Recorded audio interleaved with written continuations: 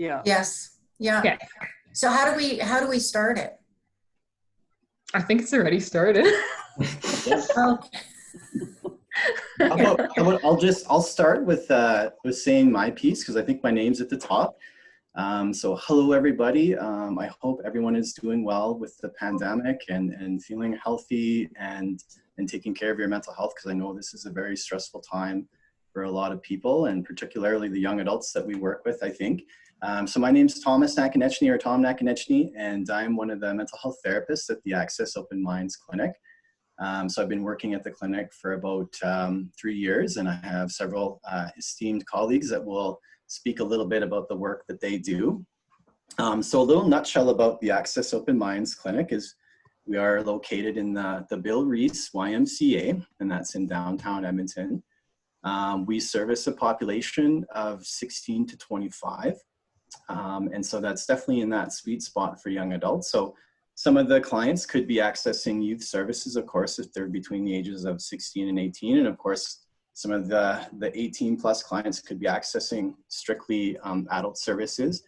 But we find that supporting young adults as a population is really important, because it makes it a safe space where they feel comfortable going. And I think that's really important. I think young adults as a population do tend to struggle to reach out for help. And so we wanted to reduce the barriers as much as possible for accessing services. Hence why we have a drop-in component to our service. So that's the primary aspect of the clinic that I think is really important to stress, is that you don't need an appointment to come to our clinic. And if there's other mental health providers or professionals on this Zoom meeting, it's really important to note that clients don't need a referral to access our services either. So if they're between the ages of 16 to 25 and you think that they could benefit from some addiction or mental health support, please feel free to just have them come to the clinic as a drop-in. Okay, so we do have a telephone line. It's not a live line, so people can leave a voicemail and ask questions, but that's not necessary. Honestly, if someone wants to talk and they can get to the clinic, just send them on over. Another important thing to note is that we're really open to having supports present. So if someone wants to come and bring a parent with them or a friend with them, as a psychologist, I'm always welcoming those people to join the session if that young adult wants that to happen. Okay. Maria is one of my co-workers, another one of the mental health therapists. Do you have anything to add to that section, Maria? Actually, it sounds really good. Covered it really well. So maybe we'll just go to the next slide if you want to there. Okay. Maria. So there is a research component to the Access Open Minds Clinic.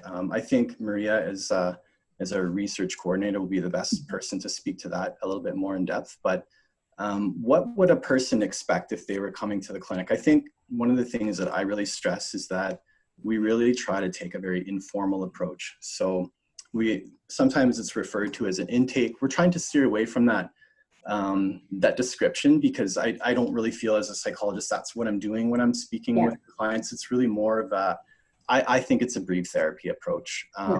We take a model where if someone comes and they're looking for support, we talk about what their best hope is for that day, how we can be the most helpful for them that day. And we always invite them to come back as needed. Okay, so it's not like a one and done. I've had the conversation with you and I've referred you to 3 or 4 other services. We want to make this a place where people can come over time as needed to get some of those emotional or mental health or addiction needs met. And I think that's important. I think a lot of the times when you think about it, like if someone's struggling, often it's the case that they just need someone to listen to them, help them kind of talk about what's going on, help them sort out their issues a little bit. And then they might go on, they might go back to school, they might go back home and really manage quite effectively as they had been for much of their life, right? And they just need support for periods of time or during critical moments of their life, right? And so we try to provide that support. Obviously, there are situations where a person may need a little bit more extensive help. So we may support a referral to a psychiatrist or help connect them to an addiction counselor. But most importantly, we want people to know that they can always return again, right? And so sometimes we have clients that come on a monthly basis, and that's okay. We just remind them that it is a walk-in, so it's a first come, first serve model, which most people are really happy with. And one of the reasons why I think that really works is because when you think about it, if someone gets referred to a service, that might take a month, 2 months, 3 months, 4 months, maybe even 6 or 7 months, maybe even a year, right? And that's a long time to be waiting for help. Of course, sometimes those services are essential. I can imagine sometimes psychiatry or a referral to something like the gender clinic, there may be a long wait time, but the advantage of a walk-in clinic is when it's relevant for a person to talk, there's that immediacy, they can go get help on that day, okay? Provided obviously that the clinic's open. So we do get a lot of people, especially from emergency departments, that are encouraged to come to the clinic as a community follow-up, right? So they're not referred per se, but the emergency physicians or nurses may say, you know what, today was obviously a very difficult day for you. Why don't you go to the Access Open Minds Clinic the next day you're open and kind of talk a little bit more about what's going on for you. Maybe that extra help would be really beneficial. So if you guys have any questions about that, feel free to enter those into the chat boxes. Maria, do you have any other thoughts about what we do at the clinic? Actually, I don't want to repeat what you've already said, but basically, my goal when I see young people at the clinic is to empower them and to connect them with their strength and support so that they can continue to move forward in their lives.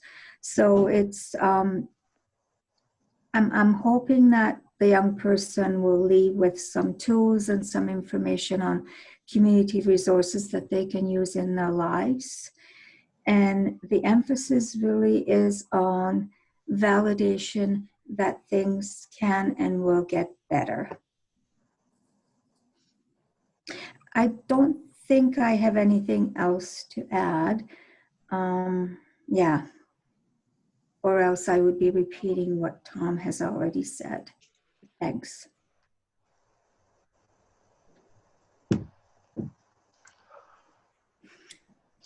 Okay, well, I guess that's our section. So I'll pass it on to whoever's next in line.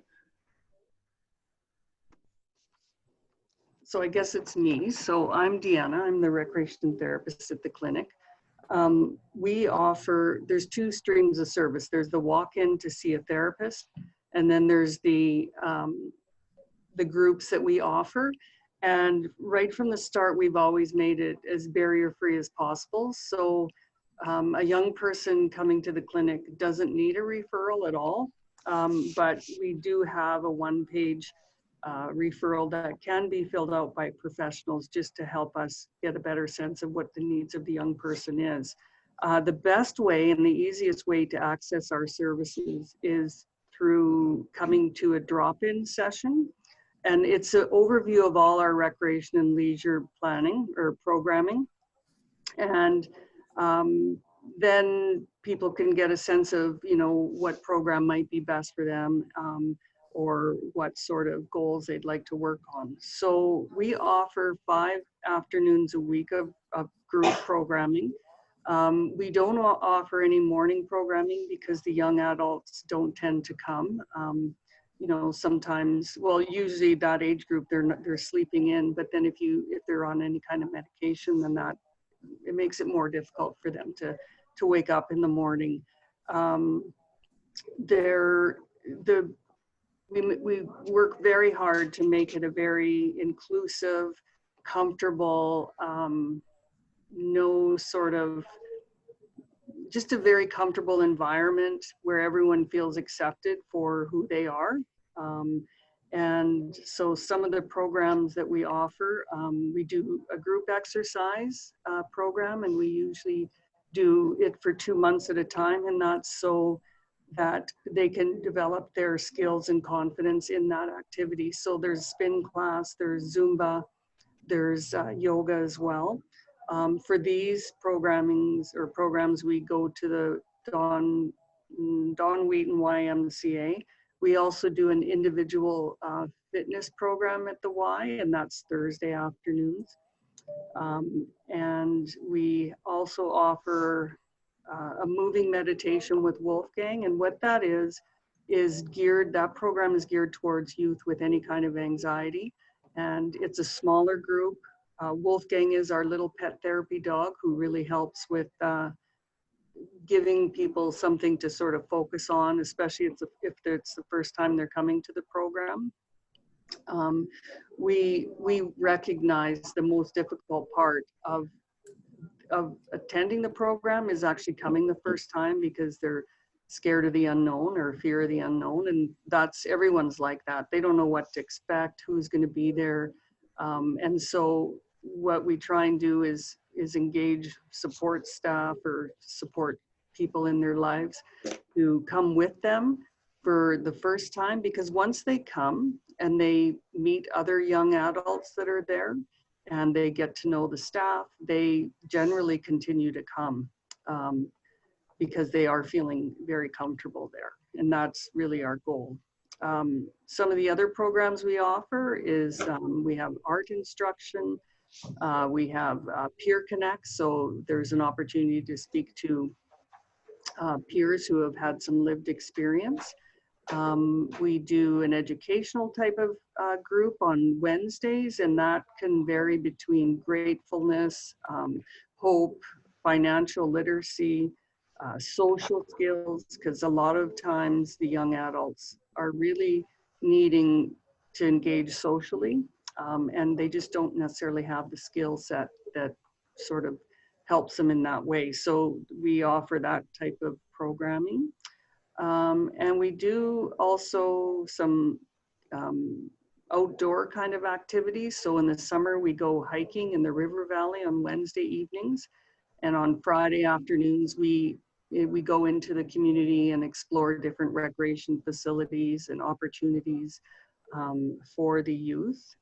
And our programming is driven by the youth. So we evaluate quarterly as to, we get the feedback from the clients, but we're also open to their feedback and recommendations or suggestions anytime. And we try and implement their suggestions. And if we're not able to, then we tell them why we can't. And I forgot to mention there's a few other groups that we offer. There's the peer to queer or queer to peer group, and that is offered on Thursday evenings. And then we also have the Passage to Recovery, which is a process group for young adults with the main focus is addictions. So there's tons of programs we offer. And so if you're interested in sending anyone, or if you're interested in coming to the programs, you can just give us a call or just pop in and we'll make sure that we take good care of you. Thanks.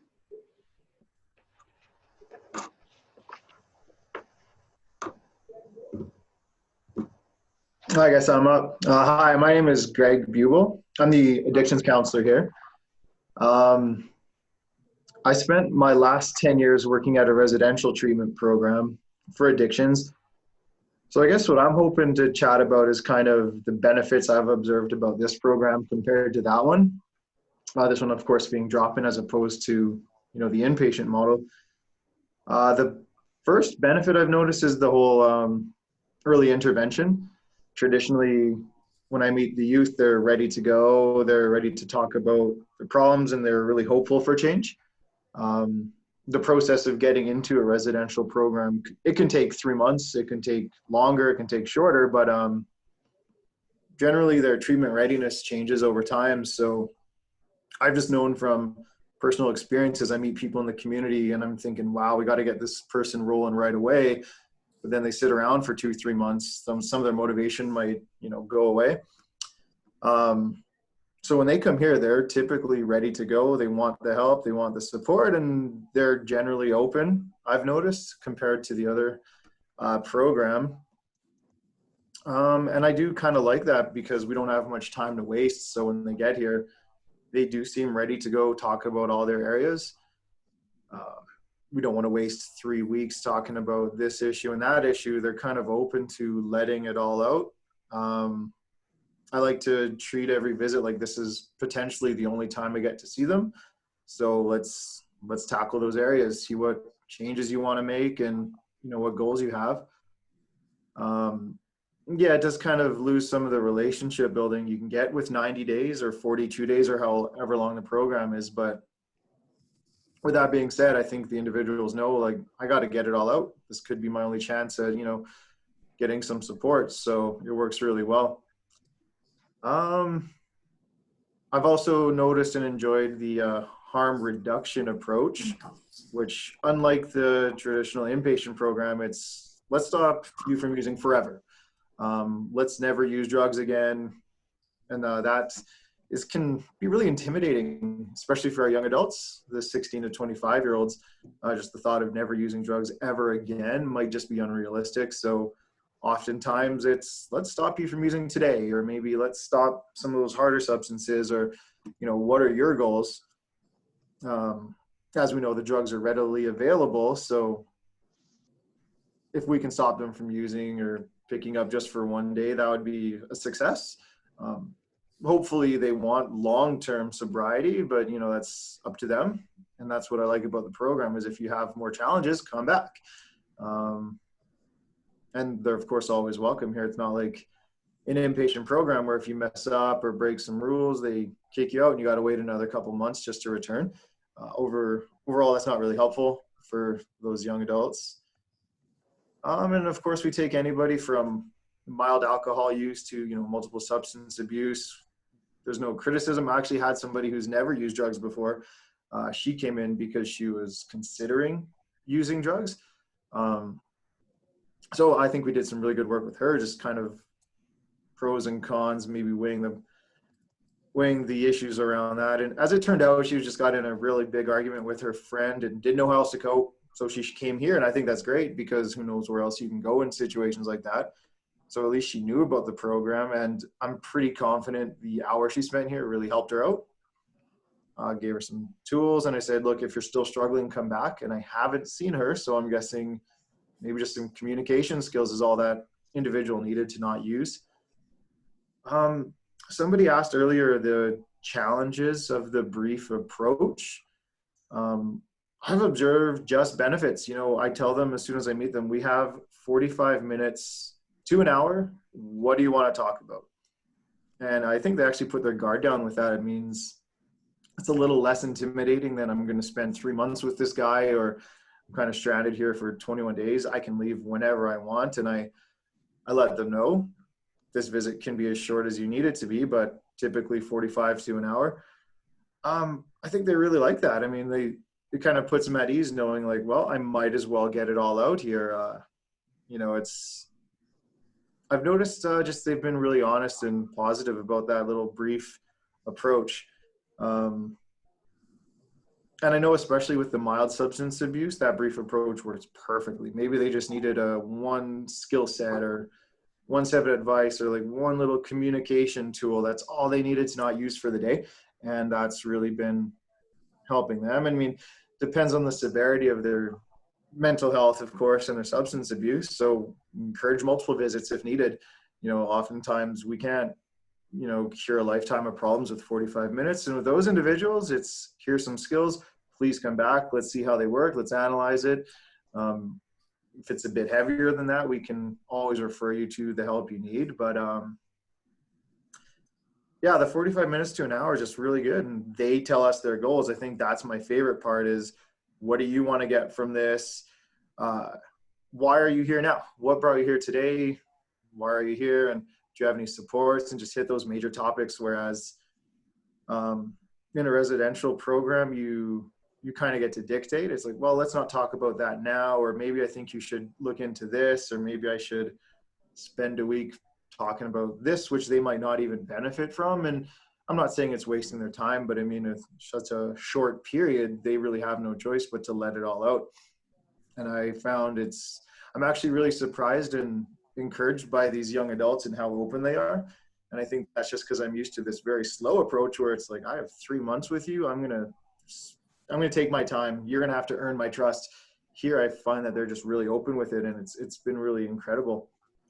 And I guess finally, what I really think is great about this program, it's helping them reach their goals. I know I just finished talking about that, but it's no longer my goals, or, you know, the referral telling me what they need to work on, or, you know, there's various other situations, but here it's just me and them. It's them saying, I want to not use drugs today, or I need to stop using Coke, or I need to communicate better with my partner, or I could really go on for an hour about that, but it's their goals. They tell me what support they're interested in, and I offer it. And of course I can, you know, support them with some of those longer term effects and maybe help them realize why they use in the first place. And, you know, there's just a bunch of skill sets that it's impressive. These 16-year-olds seem really open to what I'm trying to inform them. And the best part is they just know where to come. Like I mentioned earlier, this one individual just didn't want to pick up today, and pretty confident they didn't. And all it took was 45 minutes to an hour and just chatting with us. So please, if you have any more questions, I noticed some popping up. I just couldn't concentrate on that and talking at the same time. But yeah, that's the benefits and the advantages of this drop-in model. Thank you for your time.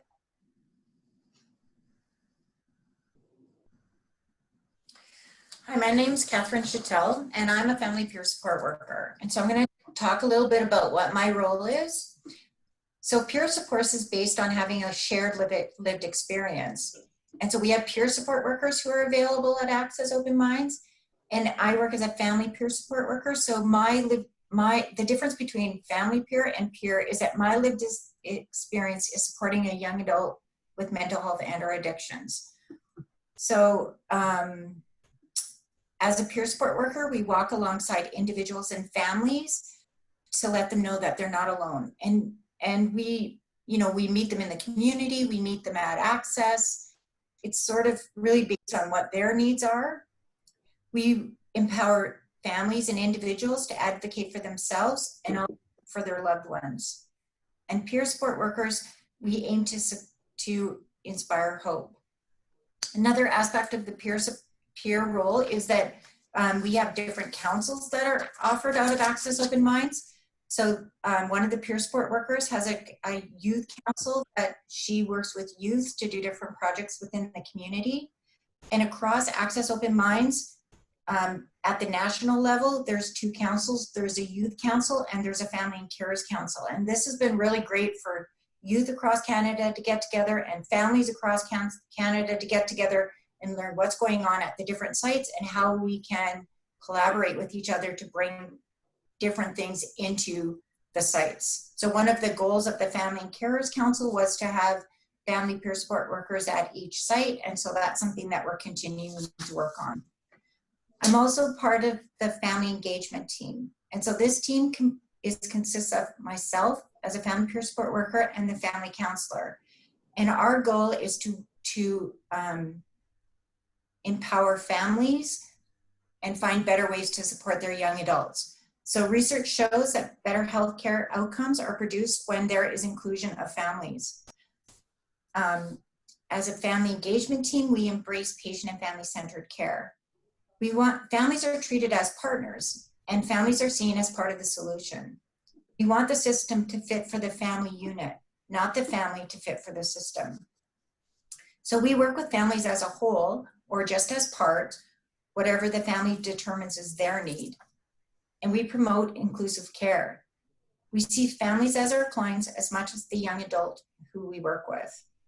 So the family engagement team, we get referrals from other members on the young adult team, and we also do drop-in hours at Access Open Minds. And so our drop-in hours are on Tuesdays from 12 to 4. Right now we're working by appointment. And so what we do is we meet with families and we hear kind of what's going on for them, what they're looking for. We talk about all the different supports that we offer because we work on a multi-tiered system of programs and services. And then we let the family decide what they feel is going to be best for them.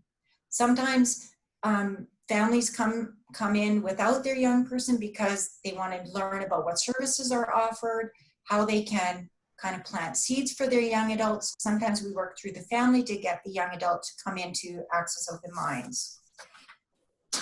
As a family peer support worker, I also co-facilitate a group called Connecting by Choice. So we offer a drop-in family education and support group, which is offered out of the clinic. Right now we're offering it by Zoom. And so this group for parents and family members who are supporting a young adult who struggles with mental health and or addiction concerns. We talk about kind of what programs are out there for young adults as they're transitioning to independence and how families can support them, and how families are also impacted by a young adult's mental health and substance use. This is also, we also offer a space for families to connect and share their experience with one another. And we really work on building that natural peer support through families connecting with each other. And so that's what my role is about. If anybody has any questions, please let me know.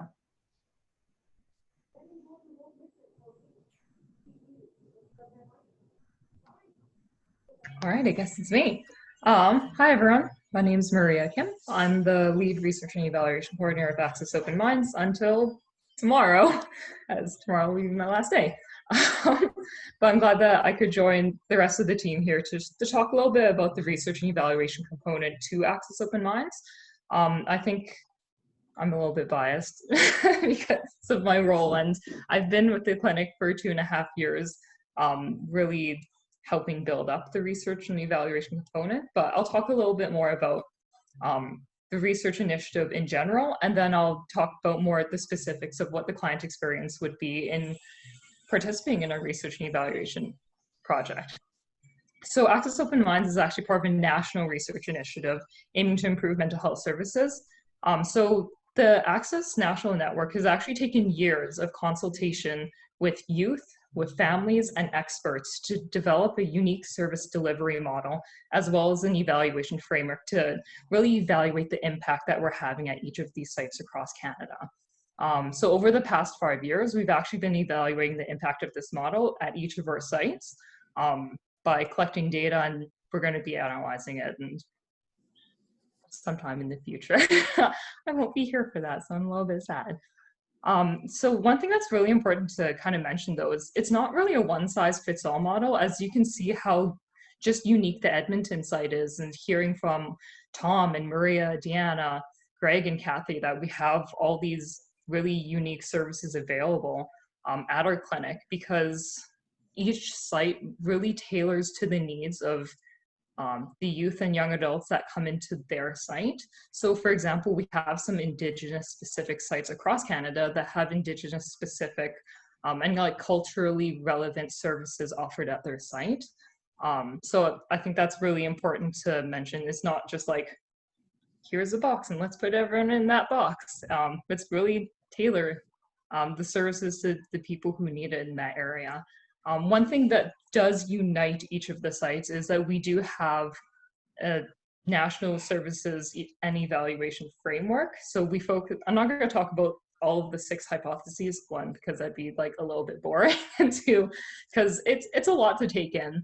But the focus of our evaluation is to evaluate early identification, rapid access, appropriate care, making sure that services are being provided to within the age range of 11 to 25 nationally and 16 to 25 here in Edmonton, because we found that that was the age range and demographic that really needed our support in Edmonton here, as well as continuous evaluation.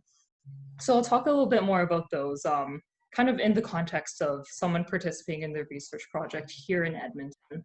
So what does it really look like to participate in research at Access Open Minds Edmonton? So traditionally, pre-COVID, right now all of our research and evaluation coordinators, we're working from home, but traditionally we actually have a research and evaluation coordinator on the site, like at the clinic.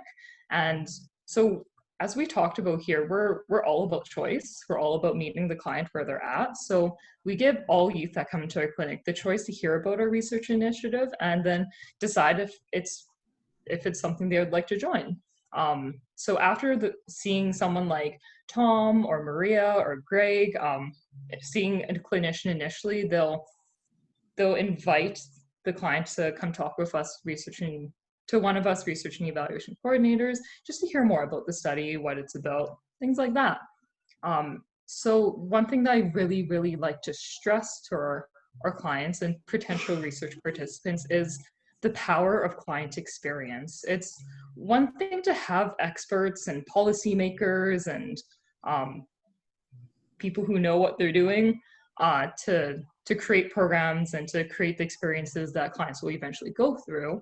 But it's really the client experience that's important. It's what it's like to go through the process of, like Greg was mentioning, being referred to a residential program and having to wait 3 months. On paper, it might seem like, oh yeah, we'll put in this referral and when they get in, we'll put them in. But in reality, it's like they're waiting for 3 months, and sometimes without supports, they can be decompensating at that time, and it's really tough. So that's one thing that we really stress here is it's really important to hear from the clients themselves and the families themselves, just because they're the ones who have to go through it. And that's how I really explain it to our research participants is your voice is important. And that's what this research initiative is about, is we want to hear from you directly. And because you're ultimately, what you're going through is hopefully good, and you know your experience best. And I think that speaks to just our clinic in general, is we come from like a more solution-focused brief therapy approach where clients are the experts of their own experiences. No one else knows their experience better than them. And we want them to feel empowered knowing that their voice is important. So that's kind of how I take the approach of this research initiative, is your voice is really important. And this is one way that you can participate in sharing your voice in part of a national initiative, which is kind of cool because you get to hear from, you have your voice joined in like a national pool in this national research initiative, which has the potential to make some really big changes. So once if they decide to join the study, so they don't have to join right away. If they want to wait 2-3 months, and they always have our contact information. It's like, hey Maria, like we talked a couple of months ago in the clinic, and like I've really thought about it, and I think I want to join that study. And be like, cool, they can join at any point in time. So we really meet them where they're at. If they're not ready to join immediately after working with one of our ACs or one of our clinicians, one of our mental health therapists, maybe they want to, take the time to take their learnings from like Greg or Tom or Maria or a meeting of Kathy and like put them to action, and then they're feeling really empowered, like, yeah, I want to join that study now, and like really show them like how awesome this is, or maybe for things that we can improve. We let them join then. And then, so once they join the study, it's actually a longitudinal study. So we follow them for a period of up to 2 years.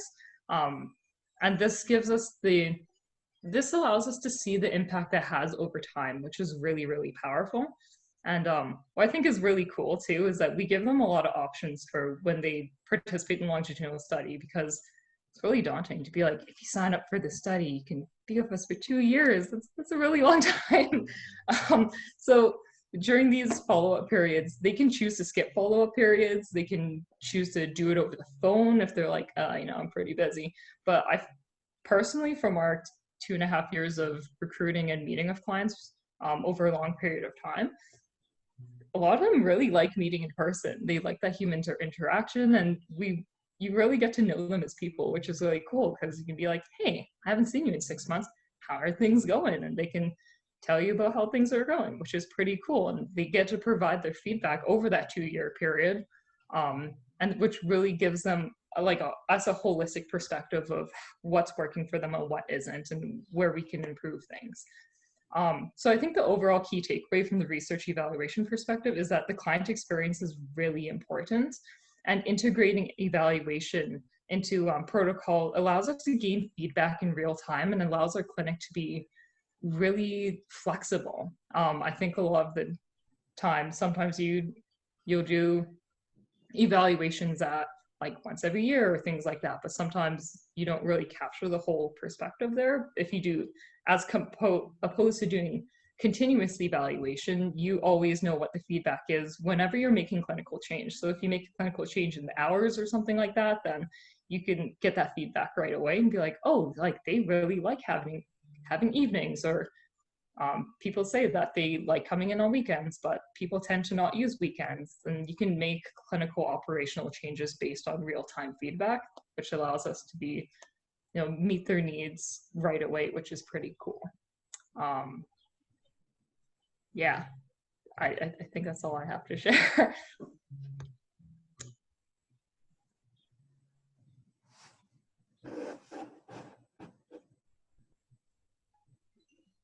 So we have, sorry guys, I created an extra slide just to talk about some of the extra services here. Yeah, low-key, we made these slides very, very recently. So I made an extra slide just talk about some of the other services that weren't talked about today, just because maybe they couldn't join us or things like that.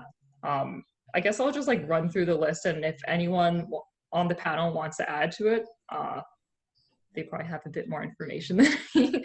But we do offer psychiatry services at the clinic. I think Tom would probably be able to speak a bit more to that, because you work pretty closely with our psychiatrists and know their processes pretty well. So I'm really sorry to put you on the spot. Yeah, no worries. Can you guys hear me? So yeah, psychiatry is, it's not a walk-in service, so that's really important to remember. If you are directing clients to get some support with psychiatry, sometimes there is some misconceptions that because we offer a walk-in service, you can walk in and get a psychiatrist, which would be amazing. But as we all know, psychiatry is a very in-demand service, so that would be more of a referral.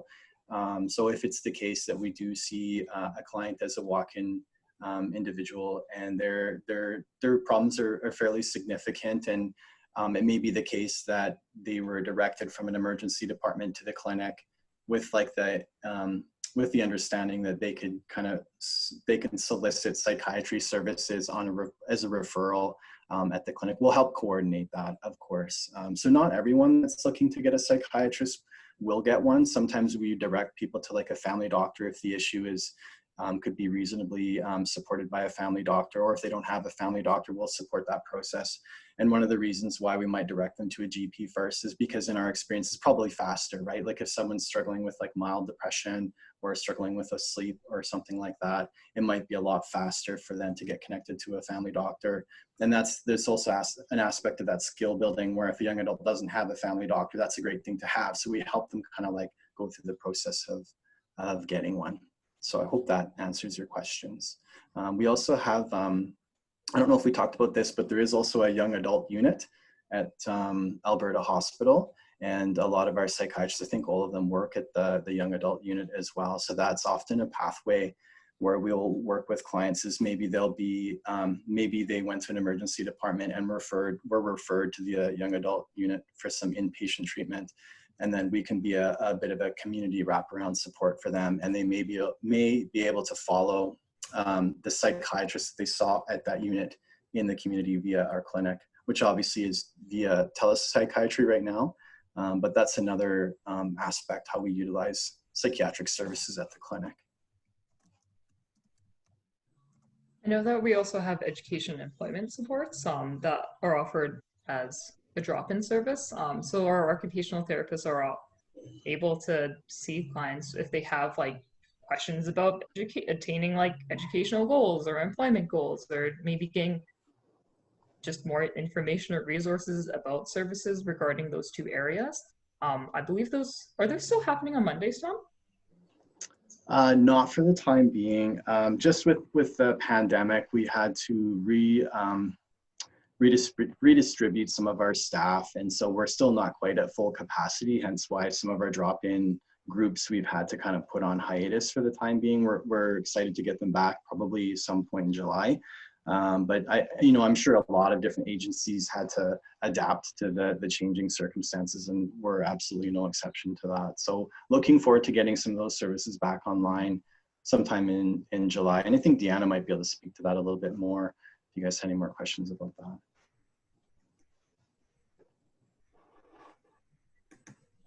We also offer social work drop-in hours too when we're at full capacity, which is great for people who are looking for support with income or housing options. Yeah.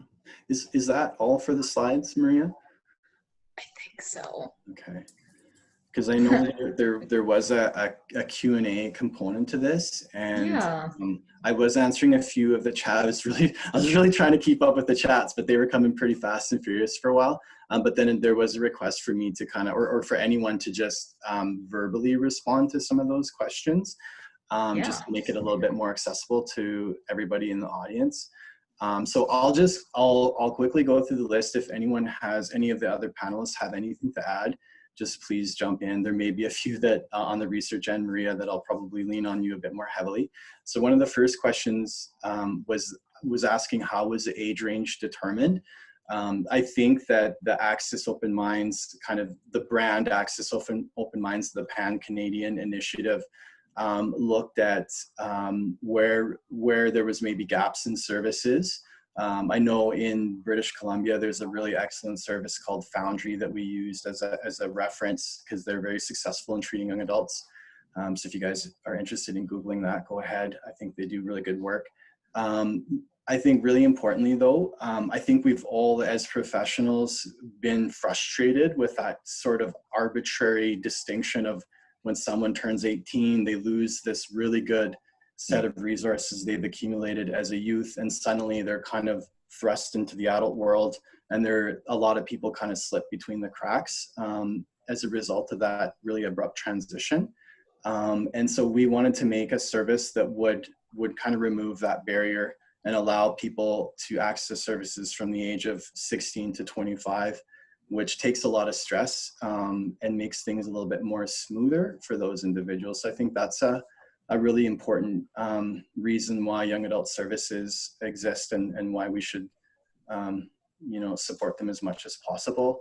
I think another aspect of young adult services, well, when you think about it, like how many really big transitions does a young adult have to navigate, right? Like they're leaving their cohort of high school, and they're branching out into post-secondary, or not, or they're joining into the workforce. They may be moving out of their homes for the first time. They're likely taking on a lot more responsibilities financially, maybe in relationships as well. And so there's just a lot going on for young adults, right? And we both expect young adults to be responsible and independent, and yet developmentally, many of them are still teenagers and very reliant on, and appropriately so, reliant on support, right? And so it's just a very difficult, challenging time. I'm sure many of you can relate to the experience of being a young adult as being a time where a lot of people experience fairly significant struggles and stressors and maybe difficulties with mental health and addiction.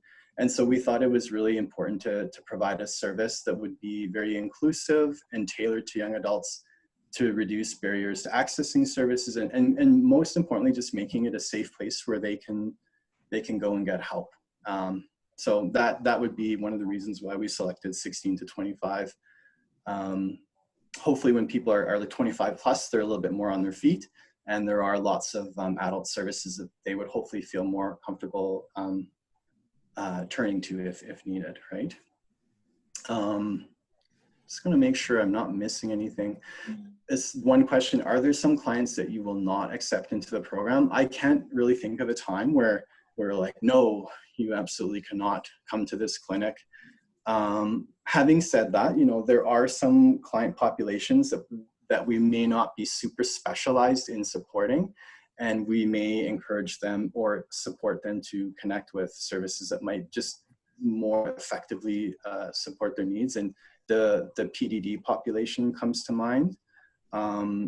Sometimes we will get the individuals that are like 16 exactly, or maybe just under the age of 16, like 15. And it may be the case that we will redirect them to youth services, because we have the sense that they will be more adequately supported, because youth services do have a lot of robust services, especially in the addiction world. And so we might direct them there just to make sure they're getting their needs met as effectively as possible. But having said that, we don't turn people away. We'll have a conversation, and if the issue is system navigation, we'll support people to find the right place. And that doesn't mean that they can't come back, right? So even if someone does get connected to say something in the youth services, they can still come back and talk to us as a walk-in, brief therapy support. So that's absolutely fine. There was a question about, on average, how long does a youth continue to access your services? I kind of responded in text that that's really difficult to answer because it really does vary. Some people will just kind of like one and done, like they just needed to talk, they were going through something and they kind of got their needs met and they moved on. Other people might come like every few months for a little while and then kind of be on their feet and know they can come back but feel that they don't need to at the time. Other clients might be more regular, so they might come like once a month or so. So it really does vary. It's really hard to say on average. And I mean, Maria probably has clear data around that, but off the top of my head, that's the best answer I could kind of give you on that. Yeah, so the fact that we're not open on Mondays has definitely been a concern that a lot of people have noted, is that, like what happens if people are struggling, especially over the weekend, right? I mean, that's a legitimate concern. Often things happen. They either happen 4 o'clock on a Friday, right? Or they happen on a weekend, right? And one of the reasons why initially we didn't offer the walk-in clinic on a Monday is because we were really crunched for space at the beginning. Like we were trying to do a lot in a really little space. We have expanded, fortunately, since then. But on Mondays, we would do our drop-in education employment hours. And at the time, we were so crunched that it was difficult to have everyone in the same space. And so we kind of gave that time to the OTs to do the drop-in employment and education hours on Mondays. And then we would do the more open-ended walk-in Tuesday to Friday. I think one of the answers is that we're Young Adult Services it's a small but growing program, and we don't have a ton of resources to work with. So we wanted to like maximize the resources that we have from Tuesday to Friday to make best use of them. Hopefully down the road, we can have a bit more of a robust team and offer more extended hours. I think someone did ask at another point, what would you do if someone was struggling? And it was a Monday. Another really great resource that anyone can access. I mean, I don't know if there's like someone else might be able to speak to this. The Access 24/7 out of Anderson Hall at the Royal Alex, that's open to all adults. And I believe if you're a youth, like you're 16 as well, you can go there and still get some support. So absolutely, that would be a good resource. I know Momentum Walking Counseling is really good as well. Although I must admit, I'm not sure if they're open during the pandemic. I'd have to kind of research that. Pre-pandemic, there was also the Drop-In YEG, which is a really good resource. And they had a bunch of different nonprofits in the city had resources where a portion of their operating hours were devoted to just walk-in free counseling. So Drop-In YEG is another really good resource to shout out to. I don't know the status of them during the pandemic. It's hard to keep track of everything and where everyone is at as we try to open things again. But that's definitely something to consider if you have any clients who need help on a Monday. There is also a question, do we work with a lot of homeless youth? I wouldn't say that's like the majority of our clients are homeless, certainly not. I think that there are a lot of really good services that specialize in that population. Having said that, of course, we have worked with people that are homeless that do come in looking for support. When we had our drop-in social work hours running, that was often a resource that the homeless population would be accessing. Certainly very complex clients. We're right across the street from Homeward Trust. And so that's a resource where a lot of clients could kind of get that housing process started as well. How have you been operating during COVID-19? That's a really good question. And I apologize for not mentioning that when I did my spiel about what to expect when they come to the clinic. So essentially, at the Bill Reese YMCA, this is really important to know, there's a doorbell on the right side of the wall when you come to the building. And so people would ring the doorbell, and our admin staff do a really good job of doing like a pre-screening, like, do you have any symptoms? Have you traveled outside of the country? Those questions that are very standard now. And so if the people that are accessing services, say no, like they don't have any of those issues, they're welcomed in. We get people to wash their hands when they arrive. And then in the past, we'd kind of give them a bit more of a formal, here's some questions that you can kind of answer for us to give us a sense of like how we can best help you. We thought, let's not give people clipboards and a bunch of paper and pens to fill out stuff right now, because it's just not best practices. So we're just trying to be a little bit more informal in our approach, just trying to have a quick little conversation like, what's bringing you here today? How can we help? And the reason we ask that is just so we can determine, is this like a client who's looking for support with addictions? If so, maybe we'll pass them on to Greg, who would be the most suitable person to support them. So it's a fairly, obviously we have those screening questions, but aside from that, it's a fairly informal process once they get into the door. And then there's a question about the access clinicians. Are these the psychiatrists? It is a bit of a confusing name. The access clinicians, we do have to update the website. That position is no longer operational. In a nutshell, at the time, the access clinicians were, they were trying to do a lot with a little. They were almost like an assertive community treatment team. And so they were working with individuals that had some concerns, some fairly significant concerns with their mental health, but were having barriers to reaching out for whatever reason.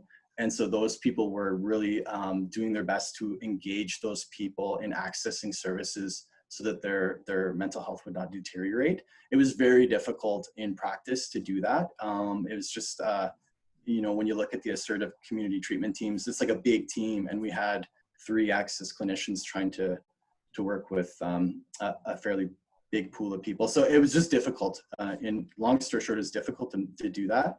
But they were not psychiatrists. They were a mix of social workers and just therapists, essentially. So I don't know, are there any other questions that I've missed, you guys? I kind of went through that list pretty quick. Okay, I'm looking at another question answer. Is there a program in Calgary? Not to my knowledge. The service is funded via a partnership with the Access Open Minds, like that Pan-Canadian brand initiative, and Alberta Health Services, and of course the generous contributions of the Mental Health Foundation. Tom, there is a program in Calgary that is called the ALEC, and they're working with Access Open Minds. Okay, thanks, Kathy. Has come on like more recently than when we joined. Hard to keep track of everything. It is really hard to keep track of. Yeah. So is there follow-up with the youth if they're scheduled to come to the clinic on a certain date but don't show, like a follow-up to the walk-in appointment? Well, like we typically don't schedule people to come to the clinic. It's something that we try to avoid because we do want to reinforce that it is a walk-in clinic. I mean, in those rare situations where a person, let's say, can't come, like let's say they come on a certain day and we're at capacity, so unfortunately we can't get them in on that day. And under those rare circumstances, we might say, hey, we understand you tried to talk to someone today. Can you come back tomorrow, and we'll book you in, and so that when they come, we'll just see them first. I think that's just, we try to make that as equitable and fair as possible. According to the brief therapy approach that we take, we try not to, we try to really honor the self-determination of the client to connect with us, as opposed to me reaching out to people. No, of course, that some people that might seem a controversial approach to take. That's the philosophy that we have at the clinic for the most part, because we are organized as a walk-in clinic. So we try to reinforce the message that, when you want to, when you're ready, you can come back. Absolutely. And that's the approach that we try to take. Of course, there's value to both, of course. But with the staffing that we have, it becomes really difficult to try to do everything. And I think that was one of the things that we struggled with at the beginning. Like, our clinic's only been open for 3 years, is I think we tried to do too much, right? and we weren't doing a good job of trying to do everything. And we realized, you know what, there's a lot of different programs out there. This is what we do. And we kind of just claimed and owned what we do best. And that's really, really kind of modeled around the brief therapy approach and the walk-in approach. So we gotta wrap it up. yeah, Sure. I was Yeah, just gonna sorry, say yeah. that. Yeah. Sorry I didn't get to all the questions, you guys. We can follow up with people, and I think your next slide had your contact info. If people want to email and reach out directly, that would be awesome if you're open to that and your team has the time to answer questions. For sure. Okay, I thank you guys so much for giving us this really, really, really valuable information. There's a lot of questions, and I think it's important for everyone to know about Access Open Minds. So we can provide more information in the future as well. But thank you for your time, everyone. Thank you. Thanks, everyone. Bye.